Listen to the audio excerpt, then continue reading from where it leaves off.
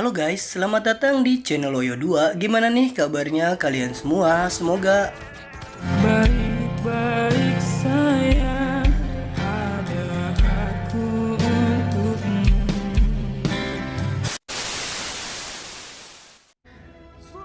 kali ini saya akan rekap film Kerasakti lagi buat kalian semua. Judul filmnya adalah Wukong.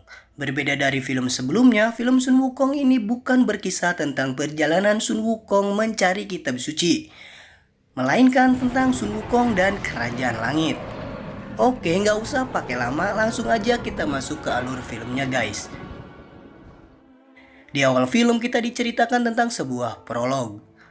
Matahari terbenam sangat indah di Gunung Huakuo, lebih indah dari negeri dongeng manapun.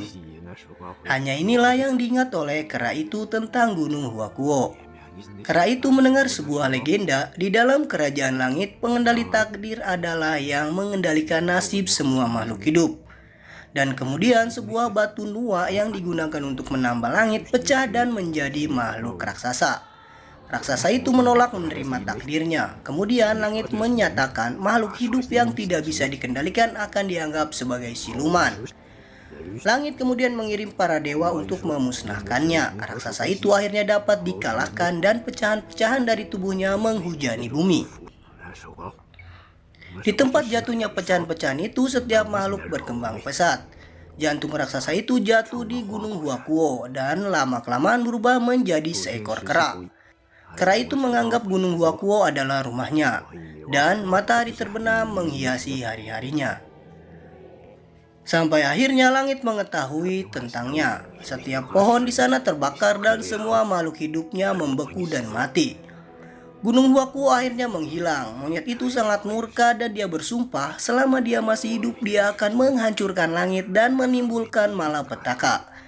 Tapi pada saat itu langit ditutupi kegelapan.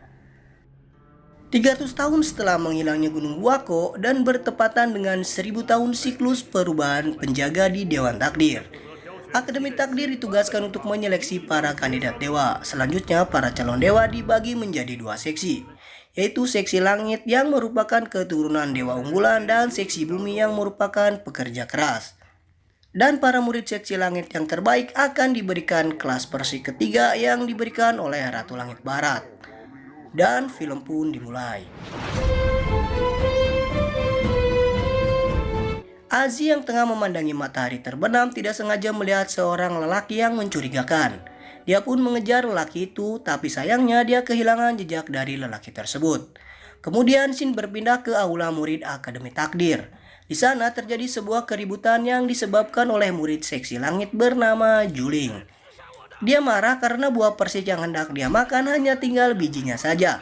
Dia pun menghajar pelayan yang mengantarkan makanan tersebut. Azi kemudian menolong pelayan itu. Saat Azi hampir terkena jurus yang cukup kuat, seorang pria muncul dan menghajar Juling. Dialah Sun Wukong.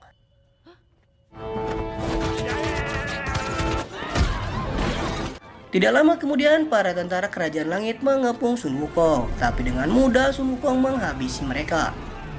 Kemudian Ratu memerintahkan Tianfeng untuk menghentikan orang itu.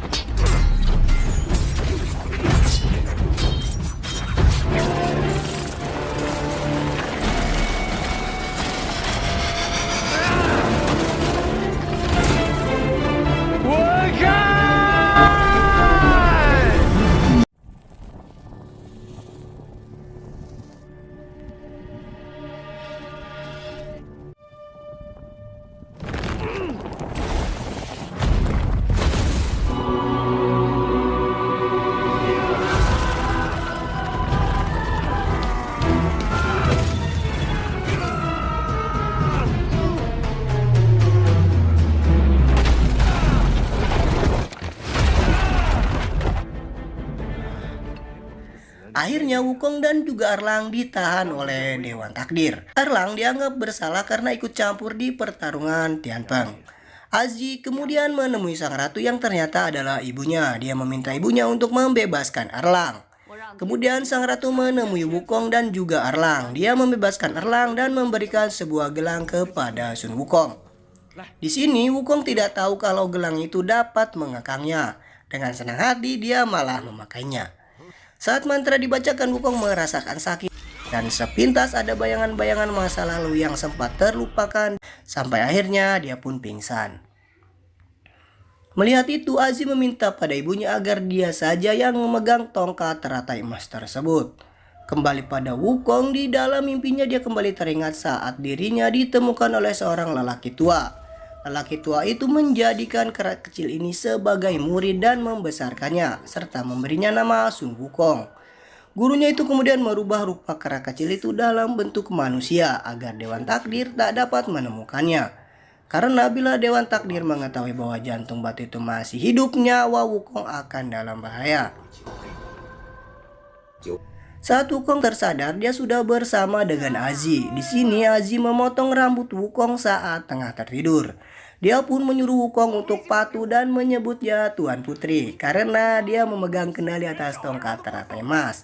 Saat Sun Wukong mencoba menakut-nakuti Azi, mereka terjebak dalam posisi yang sangat canggung, guys.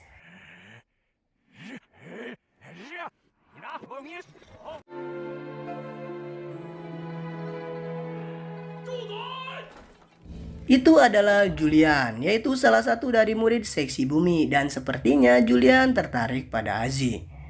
Scene berpindah pada Dewa Erlang yang berada di dalam alat pengendali takdir. Sang ratu berkata pada Erlang alasan kenapa dia belum bisa membuka mata langitnya adalah karena pikiranmu hanya terikat pada ibumu dan juga Azi.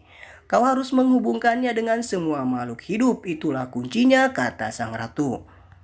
Erlang kembali teringat masa lalunya di mana dia dibesarkan bersama dengan Azi karena ibu kandungnya dihukum oleh langit di penjara di Gunung Tao. Itulah alasan kenapa Erlang sangat dekat dengan Azi, layaknya kakak beradik. Scene berpindah pada Wukong. Karena bakat bertarungnya, Sun Wukong kali ini dijadikan sebagai murid di Akademi Takdir. Mereka kemudian dibawa ke dalam ruangan alat pengendali takdir melewati jembatan takdir. Sesampainya di sana, sang ratu yang sedari awal mencurigai Sun Wukong mulai memprovokasinya dengan mengatakan akan kembali menghancurkan sisa-sisa dari Gunung Huakuo dan menceritakan sejarah palsu tentang iblis yang bersemayam di gunung itu. Saat Sun Wukong hampir lepas kendali, Azi kemudian mengatakan protes pada sang ratu tentang rencana itu.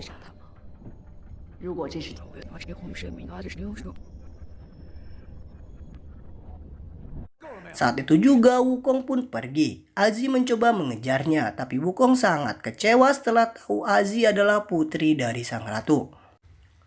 Beberapa waktu kemudian, Sun Wukong menyelinap masuk ke dalam ruang alat pengendali takdir. Tapi saat hendak melewati jembatan, dia dihadang oleh Erlang.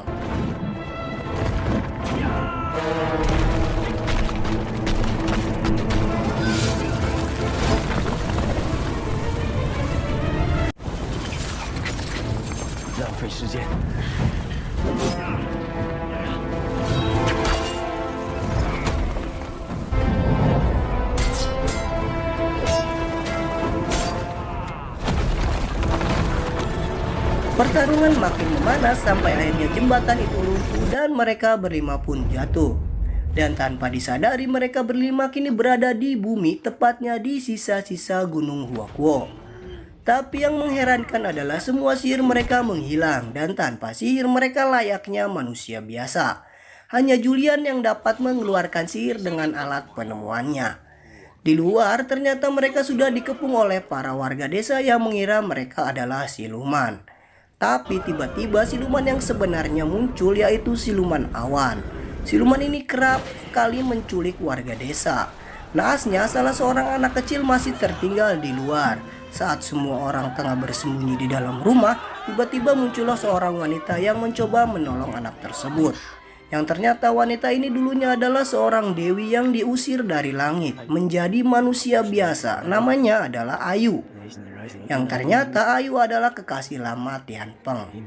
Tian Peng keluar dan berusaha menyelamatkannya, dan saat Tian Peng hampir dibawa oleh siluman itu, Wukong dan Erlang menolongnya. Dan dengan bantuan senjata yang dimiliki Julian yang ternyata mampu melukai siluman tersebut, akhirnya Tian Peng berhasil selamat guys. Keesokan harinya, para warga desa percaya bahwa Wukong dan teman-temannya adalah seorang dewa. Mereka meminta tolong untuk mengubah takdir mereka dengan cara membinasakan awan tersebut yang sudah menyerap semua sumber air di desa itu. Bahkan untuk sekedar minum dan bercocok tanam saja sudah tidak tersisa. Scene berpindah pada Tian Peng yang baru saja sadar dari pingsannya. Saat melihat Ayu, dia pun segera memeluknya.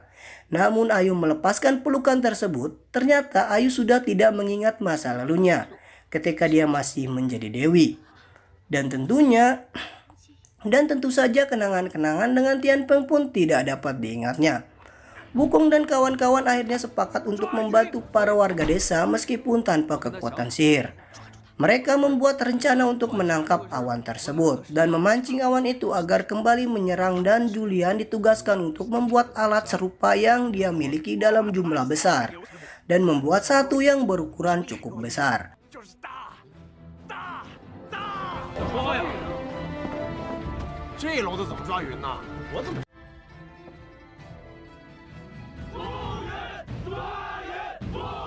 Singkat cerita, semuanya sudah siap.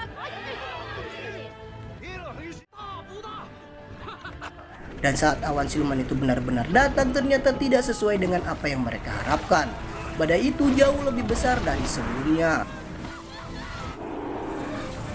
Tapi harapan itu muncul kembali saat semua orang kembali bersatu dan saling bahu-membahu melanjutkan rencana mereka. Dan akhirnya mereka berhasil menembaknya dengan meriam potasium netrat yang ternyata mampu membekukan awan tersebut. Dan akhirnya awan itu pun berhasil dilumpuhkan. Setelah itu hujan pun akhirnya turun membasahi tanah di reruntuhan Gunung Huakuo. Di sisi lain, sang ratu tengah mempersiapkan bala tentaranya untuk menggempur Gunung Huakuo. Dia berniat membunuh semua penduduk karena pada dasarnya mereka semua harusnya sudah mati di tangan siluman awan.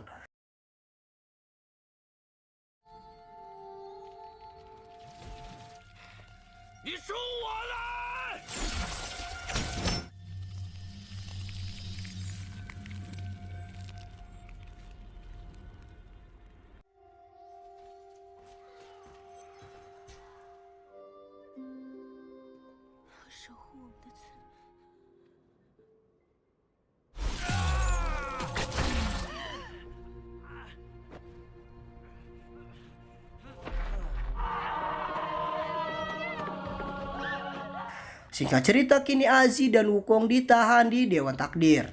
Erlang kemudian memberitahukan pada Azi kalau Wukong dihukum di bawah api suci takdir. Tapi dia menolak untuk mati karena Wukong ingin bertemu denganmu.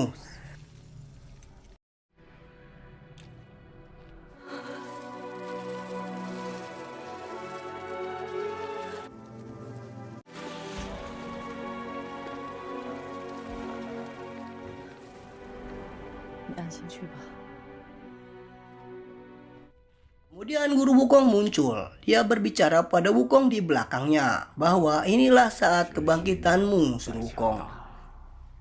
Jantung batu memanglah kuat, tapi itu bukanlah satu-satunya yang Nuwa gunakan untuk menambal langit. Di sisi lain, sang ratu kini sudah mendapatkan jantung batu Nuwa yang ada pada Sun Wukong dan tengah membantu Erlang untuk mengaktifkan mata ketiganya guna menjadikannya dewa. Wukong kemudian terbang menuju kerajaan langit.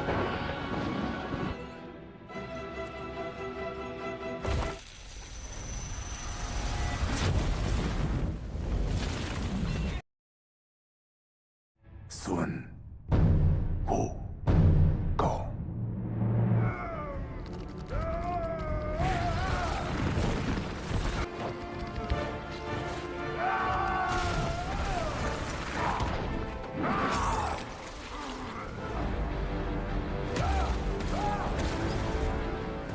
Tanpa diduga-duga, Tian Peng datang membantu Wukong.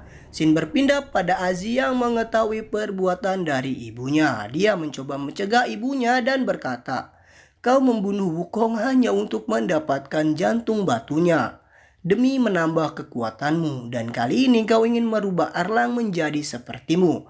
Aku tidak akan membiarkannya. Sang ratu kemudian dengan kejam memukul anaknya sendiri dengan niat membunuh.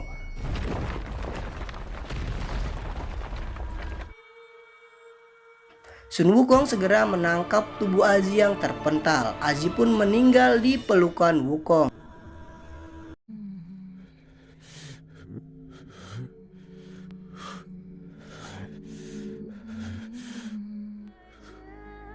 那我们就一起把它再拿回来。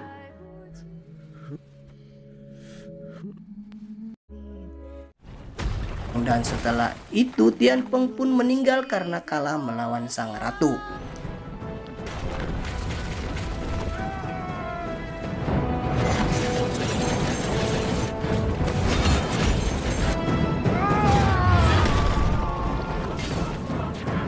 Erlang yang kali ini telah menjadi dewa dan berhasil mengaktifkan mati ketiganya bertarung dengan Wukong.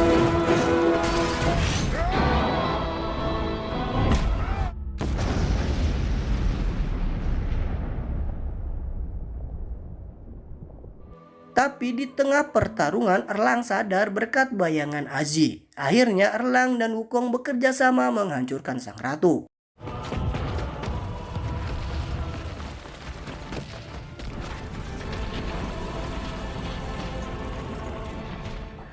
Setelah itu Erlang berkata pada Wukong, "Aku adalah dewa, sedangkan dirimu adalah siluman. Sampai kapanpun aku akan tetap berusaha menangkapmu, maka sekarang pergilah," kata Erlang. Dan film pun tamat.